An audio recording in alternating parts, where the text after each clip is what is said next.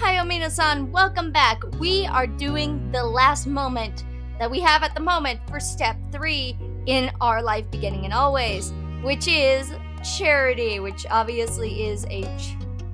So let's get into this. Sun beamed in through your window, warming your skin as you lay comfortably in your bed. With your arm hovering in the air, you held your phone above your face, squinting against the sun to read the latest text Kova sent through. He was out with a group he volunteered with, Orca, doing some kind of activity. They'd been up at it since early that morning, and he'd been keeping you updated by messenger. The latest one explained how he'd just finished cleaning up the beach and was now heading over to man a stall on the shopping street to sell tickets for a fundraising dinner. Blech. Before then, he wanted to call. You didn't mind that and replied saying as much. As you waited for it to come in, you let out a big breath, thinking the formal dinner that Orca organized. Being a completely fundraising-focused event for large donors, it was crucial for the organization's projects for the year to come. That's why Kova had been so busy lately. All you had heard about so far was that it was a prim and proper occasion with speeches and everything. And then the notification popped up. Incoming call. You picked up immediately. Why wouldn't we pick up immediately? Hi! Sorry. Hey, Blue. Sorry you don't have a lot of time to talk, but this was my chance, so you know.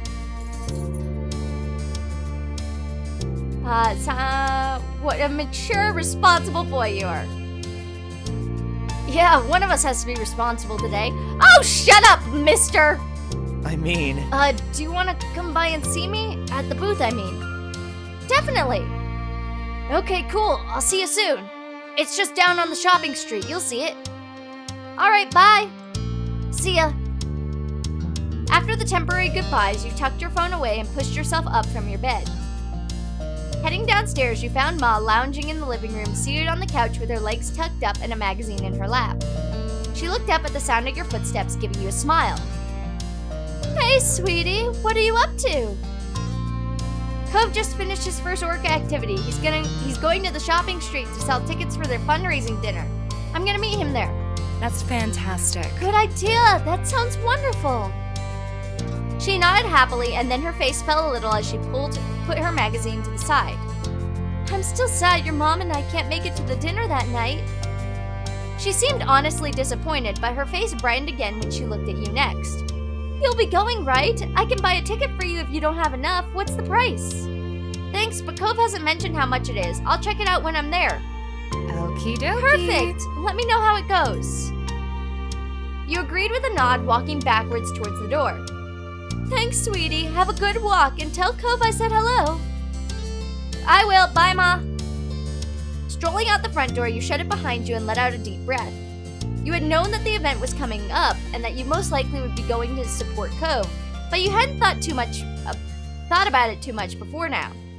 With a small nod to yourself about everything you had to do, you began to walk to the shopping street. You hit the shopping street and casually walked along beneath the afternoon rays, window shopping and browsing through various stalls that were set up around the place.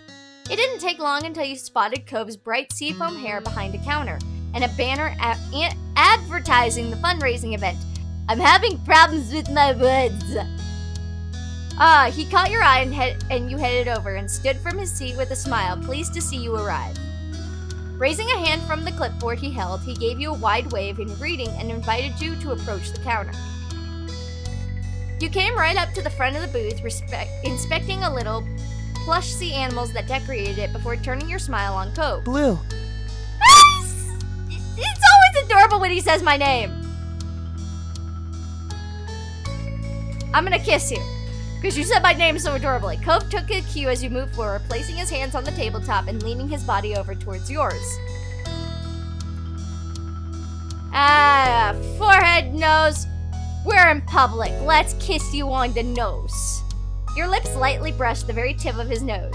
It was sweet and short, with a bit of awkwardness giving the piece of furniture stuck between you. When you pulled back, he smiled at you sunningly, a pink brush spreading across his skin. Blech. Lifting a hand, he reached across to run his fingers along your arm gently. Then he moved back and stood up straight, clutching his clipboard tightly. Hi, hopefully you're not out of tickets already? Hey, you made it, and not yet. Have you settled in and everything? He nodded, taking a quick survey of the simple booth. I appreciate getting to take a seat for a while. The beach was great, but it's nice to be off my feet for 5 seconds. He chuckled. You were glad to see that despite all the work he'd been doing, he was in high spirits. He seemed to really be enjoying working with the charity. So, how much are the tickets for the event? He hesitated for a moment, rubbing the back of his neck awkwardly. They're, oh my god! 150. I only found out today. Wow, that's hot. Are all the tickets the same price? Yep, they are. Cove shrugged, glancing down at his clipboard as he answered. It's definitely not something I would normally be at, but it seems to fit the type of people who are into that kind of thing. Most people that have bought tickets wrote a check for it. I've never written a check for anything before. You laughed briefly and shook your head at him, and upon seeing the look on your face, he trailed off and cleared his throat softly. A couple of people did have cash though, but yeah, that's the answer to your question. He gave you an affectionate look, his eyes soft as they met yours. Don't worry about it. Not that it really matters. I'll get you a ticket. I just want you to be there. You will? Group members get to bring a guest? You're gonna say no and that you're gonna buy me a ticket, and then we're gonna have an argument, aren't we? And no, we only get entry for ourselves. It's only people who volunteer a certain number of hours or if they're actually part of the team running it. So basically, I'm gonna buy it for you. Excuse me?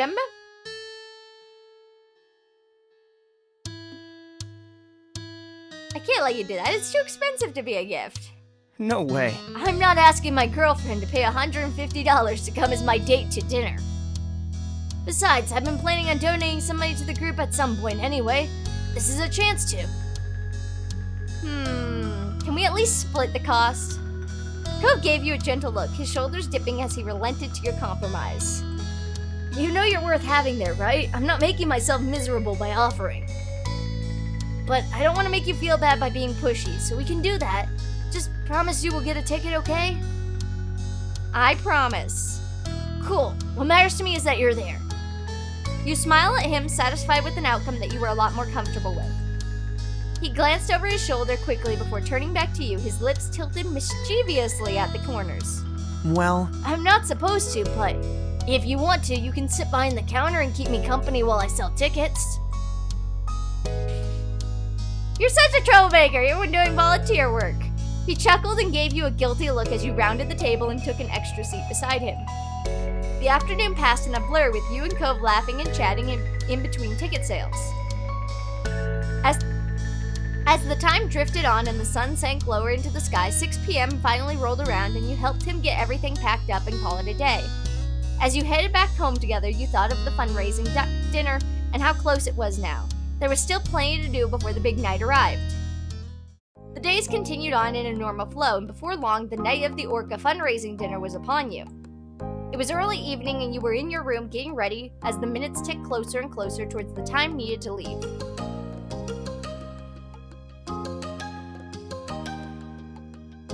I think Liz would help me while Cove's on speakerphone. Let's do that. You were currently in the midst of picking out an outfit, which Liz was helping you with while Cove gave his input from the phone. Of course, Cove couldn't see any of the items you and Liz were choosing between, but he was trying to help all the same. The event had strict guidelines, and you wouldn't be let in unless you were dressed to code. That meant having to find a truly professional outfit, but one that you were also happy with. I'm happy to dress fancy. Let's do that. There were a couple of outfits that didn't get nearly as much use as you would have liked, and now was the time to show them off. You smiled as you picked your way through the items, your excitement shining bright. That's fine. You don't need to get too into your head thinking about the look, but you do need to hurry up and pick something. At this rate, you're gonna have a better time picking out your outfit than the party itself. But whatever you go with, it'll be great. Oh, aren't you helpful, Liz? You rolled your eyes sarcastically and pouted. You knew you needed to make a decision and didn't appreciate the way Liz was pushing you towards it. Sorry, I'm only trying to get this done. Taking a deep breath to refocus yourself, you looked over the options one last time. It was time to decide on an outfit, and quick. Well, we're obviously choosing a dress. Ms. Lott nodded in approval, clapping her hands together, satisfied. Good. Finally, we're making some progress. That sounds like it'd be totally fine. Why are you even on speakerphone if you can't see us? Why are you not, like, on a voice call? Video chat. Not voice call, video chat. I'm wearing just a shirt with buttons and slacks, personally. You're a guy! You can get away with that! Shut up, Cove! Standing in front of your mirror, you quietly assessed your outfit. We're gonna add an accessory. It needed a little something extra to finish it all off. Rummaging through the rest of your wardrobe, you picked out what you needed to complete your outfit. Okay, ooh, well obviously we're gonna get an anklet, and someone should know about it! You quickly removed your shoes and slipped on the anklet before stepping back into them again. Well, earrings. You hurried to put on a pair of earrings to match your outfit, aware that time was running short. Necklace! You let Lizzie drape your best necklace around your neck and clasp it together at the back. And... let's get a belt. You slipped a belt around your waist and fastened the buckle, nodding at your reflection in approval. That was everything. And with that... let's go with Liz. Leaning up front of the mirror again, you spoke over your shoulder. Do you think you could help with some makeup for tonight? Absolutely! I'll show you everything I know. You're welcome for that. Thank you.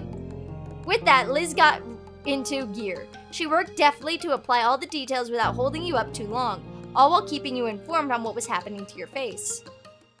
Finally, you were dressed, and it had all come together. Okay, I just gotta change my shirt and then I'll be at the car. See you in a minute. When you looked at Liz again, she had a goofy smile pulling at her lips. You look very nice, Blue.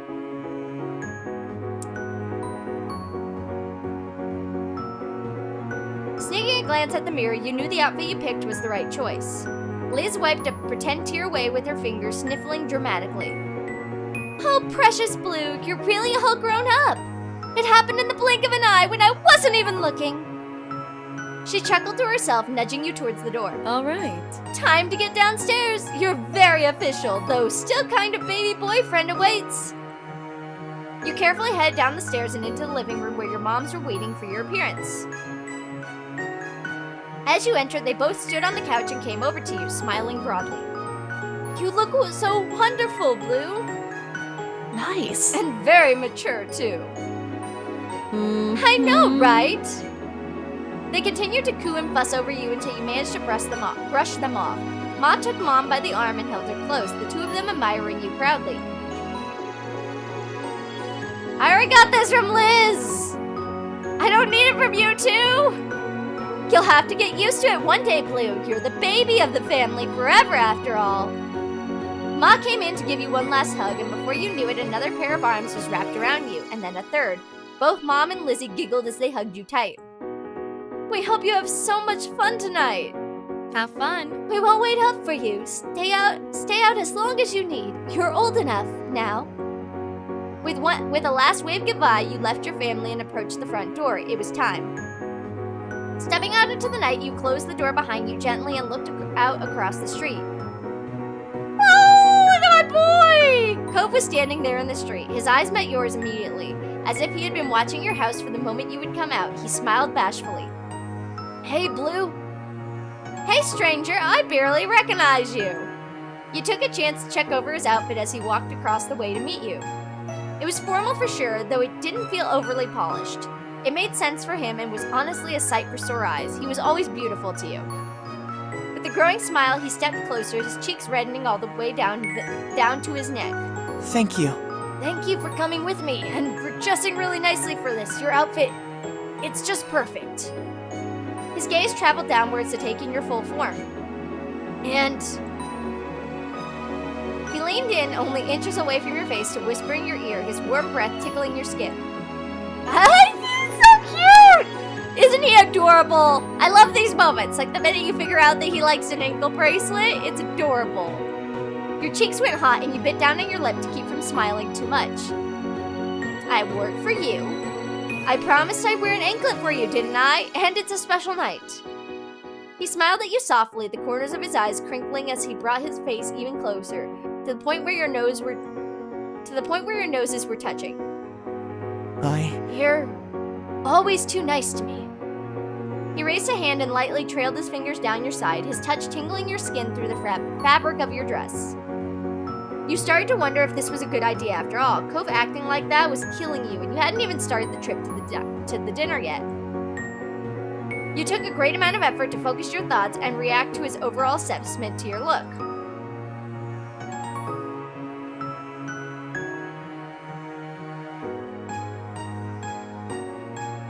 It was one thing for your family to compliment the way you looked, as they had been doing it all your life.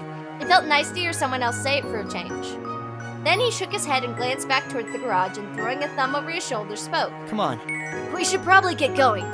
Wouldn't want to be late for such a grown-up event, right? Yeah, let's go. You headed over to Cove's car together, hopping in and strapping on your seatbelts. You were on your way. The event was being held at a place you'd never been to before. You brought up the location on your phone to help Cove navigate there. It took some time to find the right address, and once you were met with the task of finding a parking spot. Though you were on time, it seemed everyone else had already showed up and claimed the spaces. Eventually, you found a suitable place before realizing it required payment. Cove covered the amount, taking a ticket from the machine and leaving it on the dashboard of the car.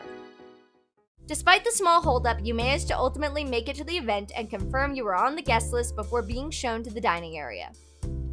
Whew! Lots of talking, guys. Cove whistled low as he looked around, taking in the extravagant room. Chandeliers hung from the ceiling, and the entire place was decked out with beautiful oceanic displays. You were stunned yourself. It was extremely high class, even more so than you had already expected. It's the best looking event I've ever been to. Your lips parted in a wondrous smile as you took in the decorations and the guests all dressed to the nines. Cove met your eyes with a similar look on his face. You got the impression that he felt the same way about it. The sound of Cove's name being called out echoed over the din of the room. When you looked around, there were a couple of unfamiliar people coming your way. They headed over to greet Cove, giving you both a welcoming smile and hello. We're glad you can make it, Cove, especially after all the hard work you've done to help make this night happen. Of course. Definitely, I wasn't gonna miss it. You must be Blue. Cove has mentioned you often. It's so nice to finally meet you. He has, huh? Well, I hope I live up to the legend. When you glanced over at Cove for confirmation, he smiled, pleased with himself and a small flush of color covering his cheeks. Blue and I, we've known each other for a long time, since we were just kids. That's wonderful. There's nothing like old friends. Yeah. Cove, we have to thank you for everything you've done for Orca. You're always welcome to join in on more activities when they come up. You too, Blue, if you ever decide that's something you're interested in. Nope, not me! This is Cove's thing, let's leave it there. You nodded your head in understanding and gave a small smile. Well, we better head off to greet the other guests. It was lovely speaking with you both. You all said your goodbyes and they faded off into the crowd, leaving you and Cove on your own for once again. Cove shrugged then, eyes darting around the place with an awkward look. So... I guess we should talk to more people? There isn't much else to do at an event like this. You found your way to groups of people who were standing around chatting while some light music played in the background. Servers with large silver trays were gliding between the guests, offering drinks and canapes. I don't know what that is. Cove approached various people as you wound your way through the guests. He managed broaching new conversations well. You were enjoying talking to so many different people, both guests and members of the organization alike, and found yourself enjoying the company. The sound of the microphone crackling came from the podium at the other end of the room. Someone who you assumed must be the host for the evening was asking everyone to sit down in preparation for the meal and speeches. You and Cove looked for your table, finding it easily enough by the name cards that were placed delicately beside the napkins. A few others joined you at the table, though they weren't anyone you recognized. The host was still speaking to people as people were settling, starting off speeches by giving a warm welcome to everyone attending. She went on to provide some more information about Orca, which you supposed was for the guests who weren't a part of the organization, and the purpose for the fundraiser tonight. Orca's goals, as she explained it, were to aid in the conservation, I don't know why I had a problem with that, and restoration of oceans and beaches. There were many people who had helped to make the group as successful as it was. When she read off a list of several volunteers who worked on making the event happen, Cove's name was one of the first to come up.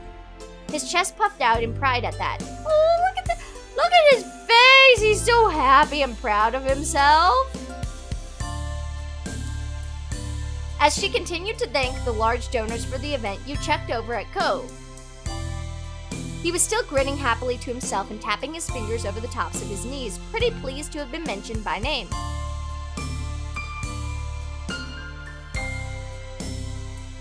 It was good to see all the hard work paying off, but his giddiness was also funny.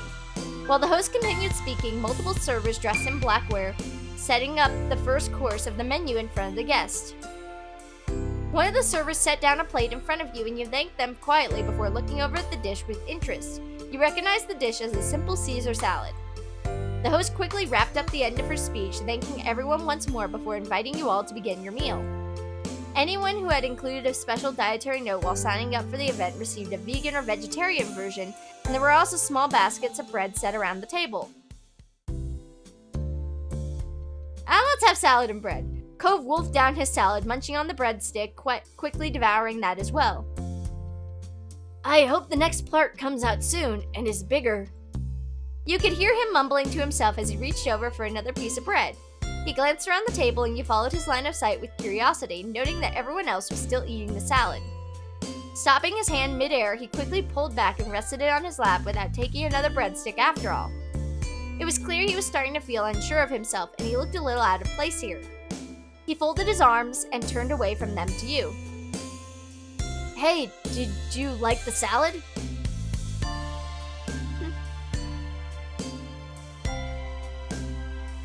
It was really good. I can't wait to see what else they serve.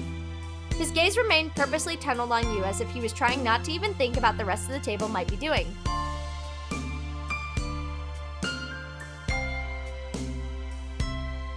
It's okay. Oh, thank you. Cove spoke gently as he took the bread from your hand, looking choked up by your reassurance. He munched away on it happily, seeming much more at ease. It wasn't much longer until the main course was arriving and various chicken and steak and veggie dishes were being served throughout the room.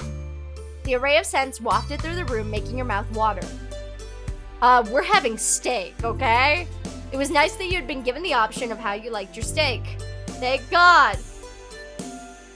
Cooked, and the meal on the plate in front of you seemed perfectly to your taste. Cove had gone for steak, and once he started to dig in, he was completely absorbed by his meal. You're gonna choke if you keep inhaling your food like that.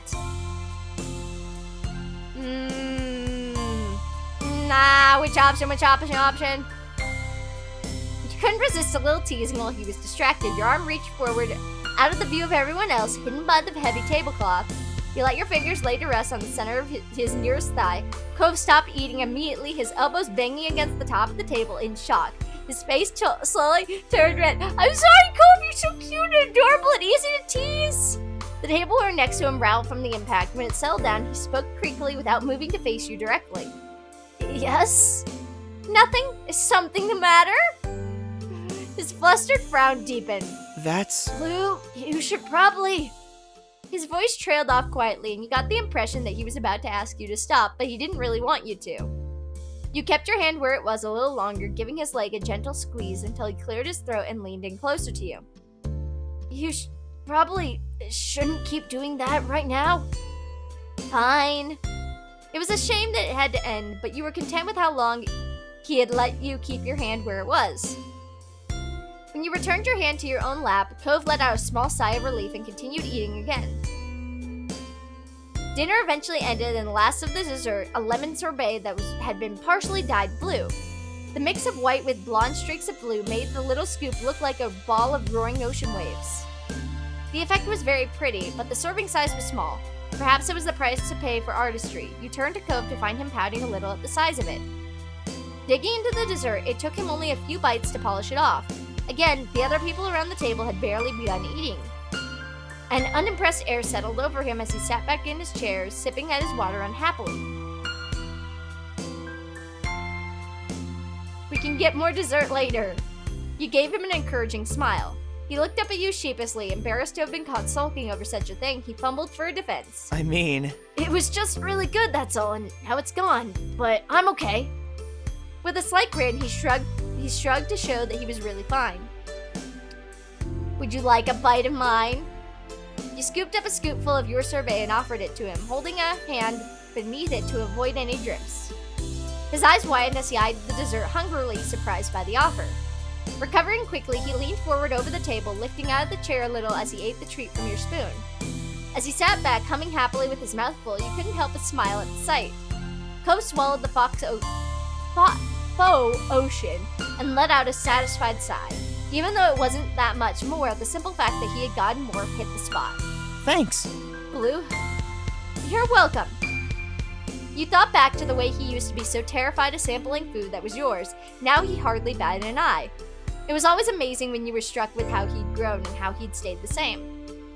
Another person from Orca got on the stage and made a speech as everyone was nearing the end of their meal. They spoke mostly about the individual projects that the organization was working on, and their plans for the near future, as well as encouraging anyone who was interested to consider volunteering. Cove bent forward over the table with a chin balanced on a hand, listening attentively to the words. As they came to a conclusion and everyone gave them a round of applause, Cove caught your eye and smiled. He wondered what would happen now. Dancing? Then the lights dimmed and a couple of spotlights came on, projecting light effects around the room.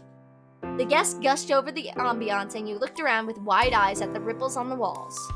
The DJ that had previously been playing some soft mood music in the background announced that the floor was open for dancing, slowly turning the volume up so it drifted through the space. When you glanced at Cove, his eyebrows had shot up and he mumbled quietly. Huh. I didn't know there would be dancing. I guess it makes sense now that I think about it. Oh my god, look at the light reflecting on, oh my god, look at that light reflecting on him. Oh, it's so pretty. That's actually really cool. He gave an awkward laugh as you both watched as people rose from their seats. It was clear now that many of the donors were couples. A small crowd had started to form around the dance floor and the DJ played a romantic song to get everyone started off. Cove let his gaze float over the small sea of guests who were now moving into the floor, his hands twisting in his lap as his lips pulled into a tight line. And then with a breath and a lift of his hand, he turned towards you. Well, Wanna dance with me? Of course I do. His face lit up and you could tell even beneath the dim light. Accepting Cove's outstretched hand, you rose from your seats together and stepped out onto the floor. When you had found a spot for yourselves amongst the guests, you turned and faced him, standing close. Cove gave you a small smile as you looked up at him. He seemed a little nervous. I don't know how... Cove, we've done this before, my adorable boy! He admitted with a small squeeze of your hand and a sheepish look. You gave him a reassuring grin and nudged a little closer to him still. It's okay, I know. Remember, we've done this before. With a familiar face full of affection, he let go of you and raised his arm to the side, both of his hands behind your neck. You wrapped your arms around him in response. Together, you gently swayed to the music, moving your feet in time to the delicate beat. Oh, he's so cute. It was nice just being here like this, in each other's arms. You didn't have to worry about whether you knew the right steps or not. There was always a way to make it work between the two of you. Cove leaned in nearer to you, his forehead so close to yours that they almost touched. His breath was warm as he let out a contented sigh, tickling your skin. You really do look so good tonight. You're such a beautiful woman. You clean up pretty well yourself. He chuckled softly as you took a second to admire him, running your eyes down the front of his chest. Have you had a nice time? I hope you did. I came here with you, so yeah. He let out a breathy giggle. His bright eyes stayed locked on yours, studying you with unmistakable adoration. Thank you for staying. You're still here, just like you promised you'd be. Your heart felt light as you continued to sway while holding your most beloved person. So glad to be able to share a moment like this with him. His smile suddenly tilted unexpectedly, and you could guess that the thought had crossed over his face. Hey, Blue? Yes? His voice a gentle whisper as he let you in on his small secret. You know, I like to complain about things other people can stress me out, but... it's nice. coming here with you tonight didn't make me feel bad. Not even a little. Your lips parted at the words, old memories rushing back to the surface in your mind. Those of your very first formal party together, the summer soiree at the country club. In an instant, you were 13 years old again, sitting on the grassy hill at the dark golf course with your neighbor. It was an experience you could never forget, where it felt as though there was no one else in the world and where he made you feel like there was no one else in the world he wanted to be with more. That was the night Cove tried so hard to enjoy with you, but had been plagued by his anxieties. Despite it all, and now...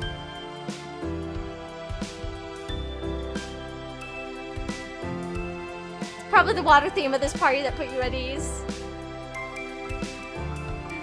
Sniffling quietly, you gave him a watery smile, fearing you would choke up with emotion if you tried to speak. Cove's hand caressed the back of your neck, making you feel truly treasured. Even though I still get like that sometimes, when there's other stuff in our lives that's too much for me to deal with. But being with you, that's not one of those things. You make it so easy to do. You make me happy, more than happy. When I'm with you, I feel safe. Oh, Cove!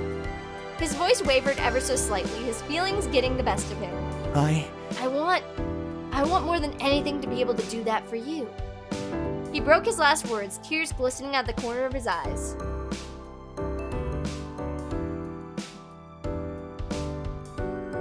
Closing the gap between you, you leaned in and pressed your lips to his. His hand moved to cup the back of your head as he kissed you deeply in return. He then pulled back slowly, his smile never leaving his face. A lot has happened, huh? You nodded faintly. You weren't sure if he meant just today, this summer, or your entire time knowing each other. But it didn't really matter. It was true either way. Thinking back on the years that you and Cove had been neighbors, it was difficult to even try to reflect on it all at once. I'm so glad. I'm glad we ended up here. He gave you a soft look and you beamed, knowing that it could also mean many things. But from his tone, you were certain he didn't only mean here at this event. It was more than that.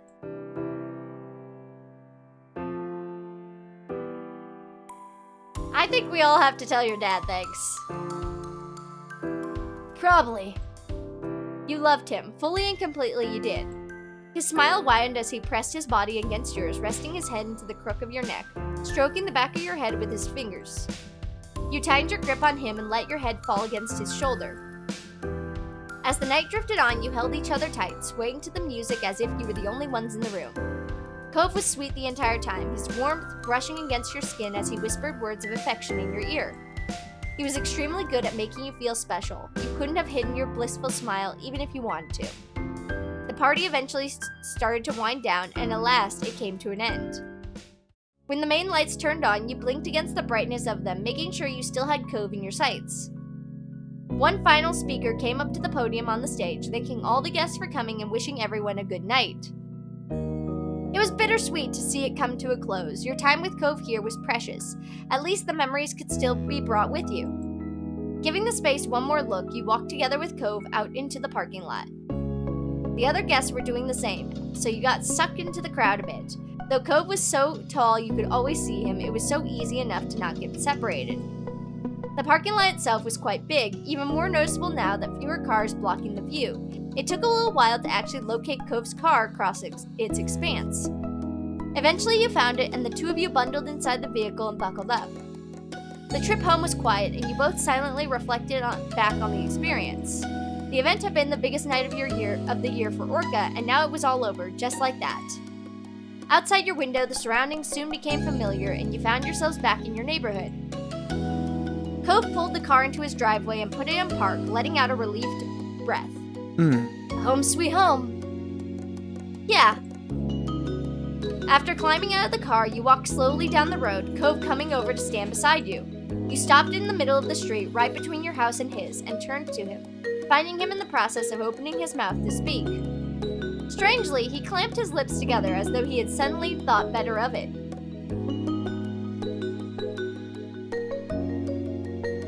That was quite a night. Cove let out a breathy laugh, nodding in agreement. Yeah, it was.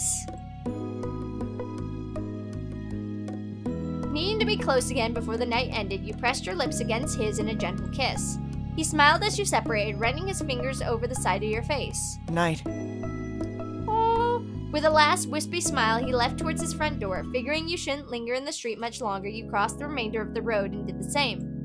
When you reached your house, you pulled out your keys and stuck them in the door, trying your best to be silent about it. Opening the door a crack, you turned back and looked at Cove from over your shoulder. Your eyebrow lifted in surprise to see he was doing the same, holding his front door open but waiting for you to go inside before he did. You shared an amused smile before you both swept into your own houses, locking the door behind you. It was quite late, so everyone else was already asleep. As quiet as a mouse, you tiptoed into your bedroom and changed out of your formal clothes into your pajamas. Now that you were finally home, you were exhausted. You brushed your teeth and got ready for bed in darkness, before crawling under the covers and letting out a heavy breath. It was still strange to think about how that was it. The build-up to an event that felt like so much now was completely behind you. Your mind was busy with rapid yet muddled thoughts as you faded closer and closer to sleep. An unconsciousness creeped up on you. You felt more content. It was a big deal, but there would be more in the future. You could accept what it had been, and you could dream about what you'd get to experience next. And then you were taken away from dreams right back into the reality by a sound. Someone's at my window, ain't they? Your eyebrows pinched together, fully unprepared to be part of the waking world again. The day was over, and it had been an eventful one. But you heard another noise. It was a tapping. Your eyes flew open, and the window, there was a tapping that came from your window. Cove Holden. I rushed over. You tumbled out of bed, taking your blanket with you. You left it on the floor when you scampered over to the window. You saw through the glass that Cove's eyebrows were raised, and you suddenly realized that in your rush you hadn't taken care to be quiet. He probably heard you crash to the floor. But that wasn't the matter at hand. You flung open the window and faced him completely, with nothing separating the two of you any longer. You had not been surprised to find Cove awkwardly crouched on your window ledge. However, you were taken aback to see that he was a little overdressed. Cove hadn't changed out of his formal clothes. You also noticed that he was perched clumsily. You didn't know if it was because he was trying to keep his fancy clothes clean, or he felt a little weird about something. His body was too stiff and awkward. Even given that Cove was normally all thumbs, he looked off balance, significantly more than usual. Cove smiled sheepishly. Hi, Blue. It's nice to see you, Romeo. You moved aside and let him climb inside. He cautiously stepped down by stretching his legs over. Strangely, he didn't use his hands for support. It was clear to you now, he was holding something.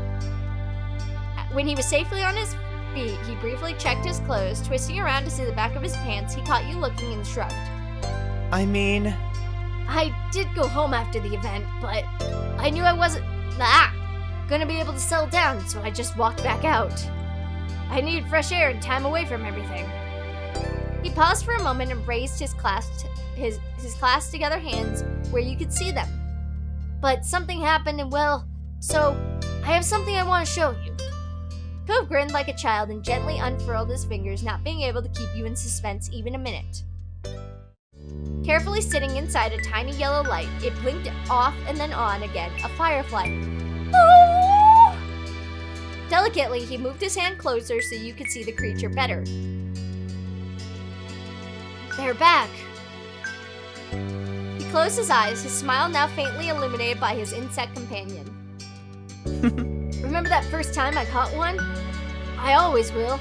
I could barely manage anything because of that neon pink cast I was stuck with all summer.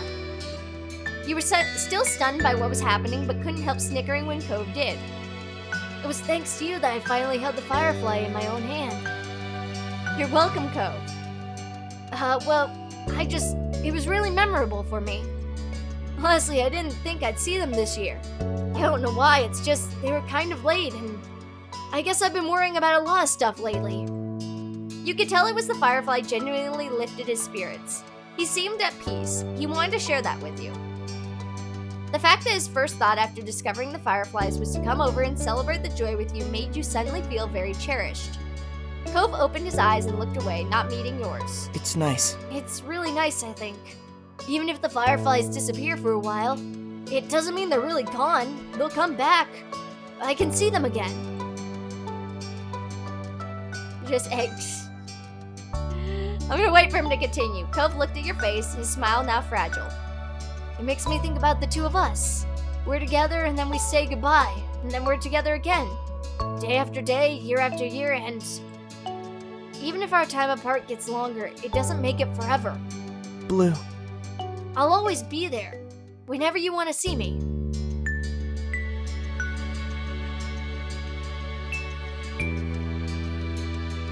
God damn it, Cove! Your heart started to pound in your ears, and all you could hear was blood rushing. You looked at Cove and found yourself fixated. The only thing you were aware of was your rapid pulse in him. It was as if your entire relationship was playing over in your mind, every step that led you here. Everything from the very first night you met him as just a little kid, from the way he always held a special place in your heart, to the first time you saw fireflies together, to the first time he snuck into your room, and then to every other moment you shared. All of it came back to you. Cove's expression had turned curious as you left him waiting, wordless. His head tilted in a question, his lips parted to speak, but you went first. I love you, Cove. With your confession, the world stopped for a second. Cove froze. That fizz! What the hell, Cove? Don't look at me like that! And then, as if your words had turned into a faucet, tears began to fall down Cove's cheeks. He silently mouthed something, but you couldn't make out a word. Cove? You stepped closer and closer, removing the distance between the two of you. He covered his mouth with his hand.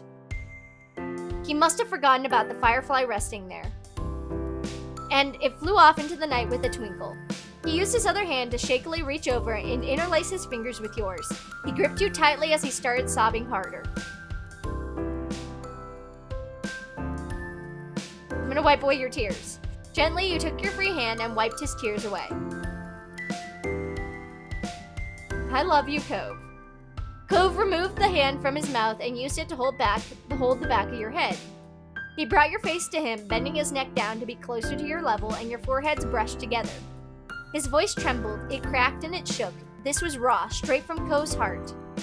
I love you. He closed his eyes tightly and repeated himself. But now he could say it firmly. I love you. His aqua eyes sparkled when he opened them again. Fresh tears poured out with an outburst of emotion. Sorry? Blue, I'm sorry. I'm sorry I can't get it together. It's just, I tried so much to love you quietly, secretly, and all that being, but I really wanted you to feel the same. I wanted you to love me back. I wanted you to hear you say it. Oh, Cove!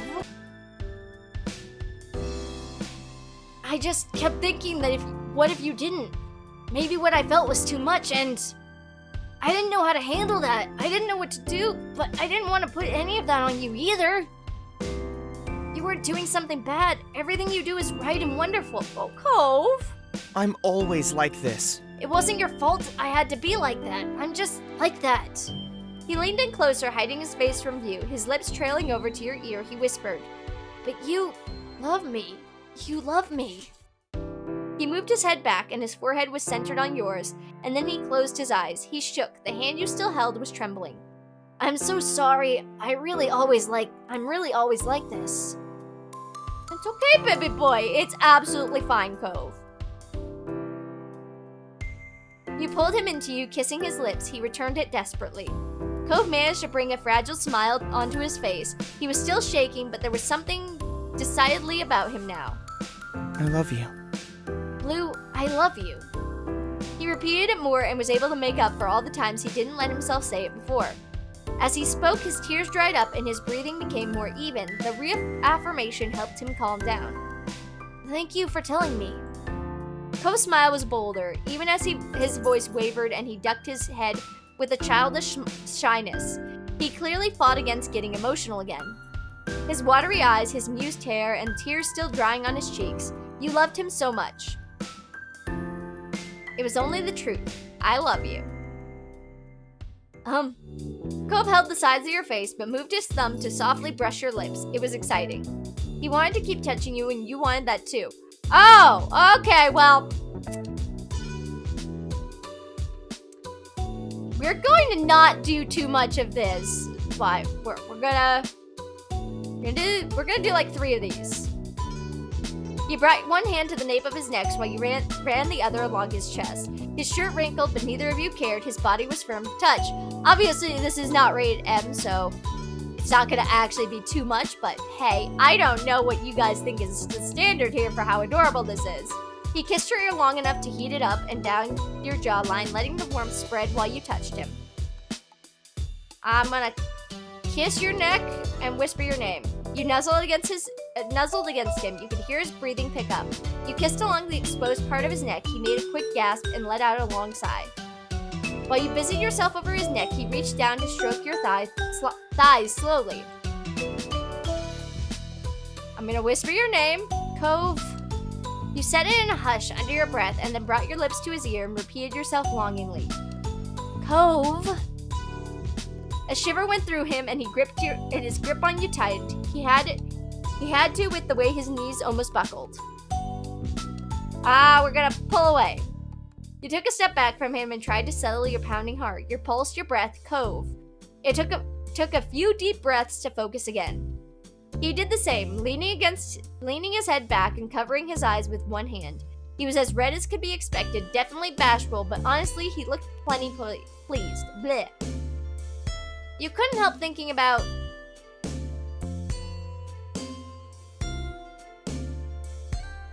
I hope we get to spend our whole lives together. Cove's expression crumbled again. He wasn't able to tamp down the newest waves of emotion. His eyes wired once more and he took a few heavy breaths. I hope so too. We could be together, always. Have a place of our own. And kids? Also pets. Do you think so? His eyes widened at the picture you were painting. Cove seemed more than a little overwhelmed. Being a dad, the idea of it intimidated him. I'm sure you'd be a great father, Cove. Cove wasn't able to find the words. Instead, he squeezed his eyes shut and nodded resolutely. Your heart lifted. He was anxious, but he wanted a family with you. You felt warm being able to talk about this openly. You liked to imagine the life you could have together. And now you could do it with him. He rubbed at his scarred arm bashfully. You know, I thought having to grow up for real was gonna be so hard. I didn't know if I even could, but maybe it won't be that impossible. So... I mean, I better make sure it's not, huh? I'm looking forward to it.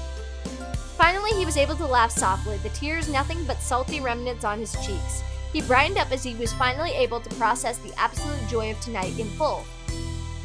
You felt good too, and it took a little more time together to simply exist in the new dynamic you had stepped into.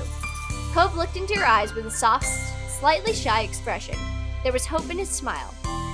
Do you want to go to the hill with me? I bet there's still fireflies. Let's go.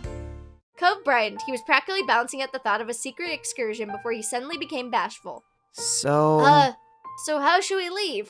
We could try the door. We don't have to do the window thing. But maybe that'd bother your family? You both chuckled on how awkward it would be if your moms or worse, Liz saw you going out at midnight firefly catching trip.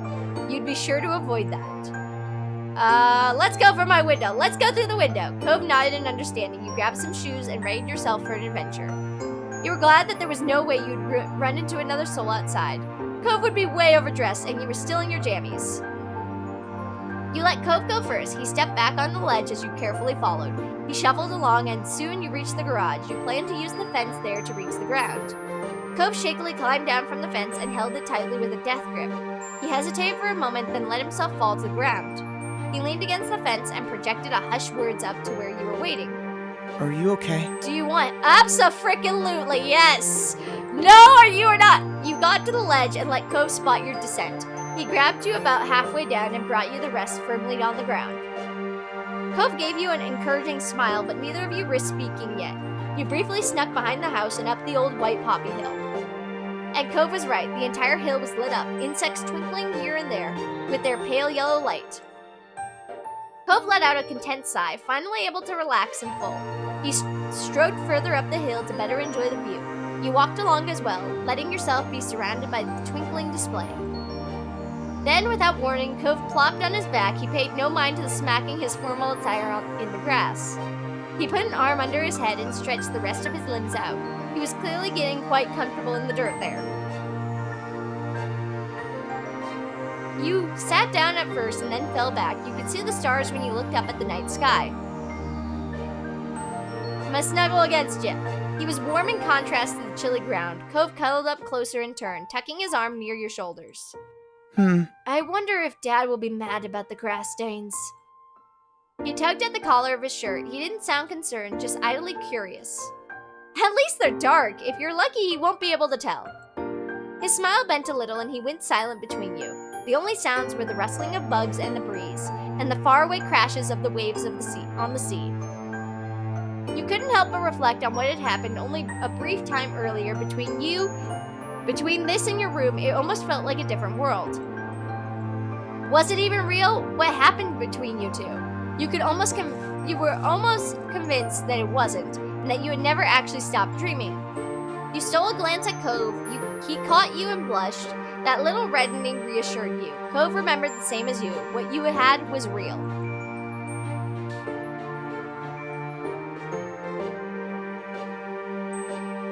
Cove Holden, may I have this dance? Cove stared at you in shock at the invitation. Understandably, he had not expected that. You felt obligated to try to say more. I want to dance with you again before it's over. His mouth fell open a little. You could tell he recognized your words. He had used the same on you many years ago. His eyebrows crinkled and he smiled, speechless.